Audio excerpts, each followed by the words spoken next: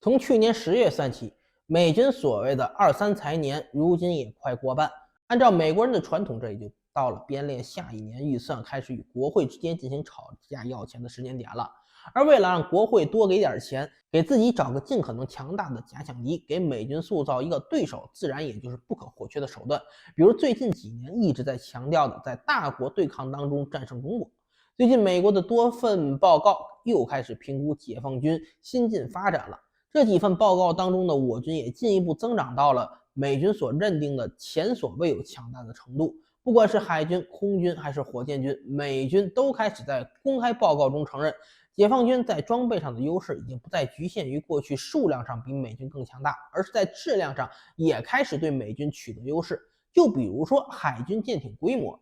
虽然美军多年前就已经表示解放军在海军舰艇数量上超越了美国海军，但那个时候的美军还将我们的各种导弹、猎潜艇计算在内凑数，作为催促国会加大投资、促进美国海军发展的一种方式。但现在的美军则是干脆直接承认，即便我国海军在过去几年里迅速退役了大量中小舰艇，即使不计算022或者是037，这样依然在现役当中属于我国海军重要兵力组成部分，也不计算各种落后但尚未退役的老式潜艇，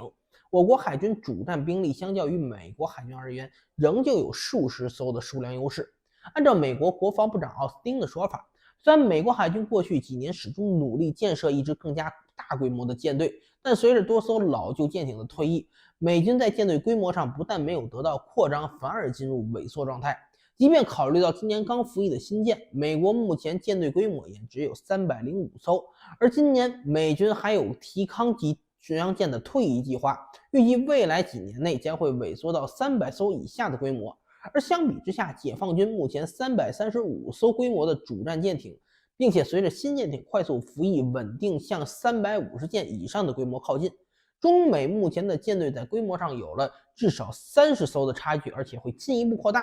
虽然本虎不知道美国人的335艘是怎么数出来的，但至少能说明一定的问题，就是在未来的预期上，中美两军确实随着实力变化走向了不同的方向。对我军来说，随着过去10年卓有成效的建设，我们原本差距非常大的大中型水面舰艇数量上确实赶了上来。以前说我们有数十艘导弹快艇，对美国的100余艘驱逐舰、护卫舰、巡洋舰，如今我们有41艘盾舰与合计上百艘大中型护卫舰，而美国海军的水面舰队却除了90艘左右的盾舰之外再无其他。但美军也清楚一件事情，就是找国会要钱是刚需，找理由告诉国会说美国能在大国冲突中取得胜利，同样也是刚需。虽然按照美军的说法，现在美军在亚太地区没有了海军舰艇的数量优势，在以大型水面舰艇为代表的质量优势上也已所剩无几，但美军需要在国会面前的宣传也得是，如果国会再不给钱，我们就要输给中国了，而不是我们已经不可能打赢中国，放弃与中国对抗吧。所以美国国防部长找了一个非常俗气的优势，那就是解放军缺乏实战经验。从上世纪80年代起就没有参与过战争，不像美国东征西讨有丰富的战场应对能力。首先不得不吐槽一句啊，这个文盲属性真的会传染。现在就连美国的国防部长、美国军界最高文官都没有基础常识了。什么叫79年之后中国没参与过战争啊？那两山轮战到底是谁在作战？88年314海战啊，又是谁在和越南海军的海战之中得回了对赤瓜礁等南沙诸礁的控制权？不得不说，西方国家现在在政治军事软实力上衰退，还真是让人感慨。顺便提醒一下美国国防部长一个常识：有海战经验、使用过反舰导弹、重创或击沉过上千吨防空能力的舰艇目标的武装力量是谁呢？没错，是伊朗人支持的也门胡塞武装。在荷台达港围城战的时候，那是按照实战经验逻辑来的。也门胡塞是不是应该也算全球排名前列的海军呢？伊朗是不是也应该在海军排名上超越一系列的海上强国和阿根廷并列世界第一呢？毕竟论起导弹实战的海战经验和战果，有谁能比这两位多呢？而事实告诉我们，没有作战经验这种事情真没什么重要性。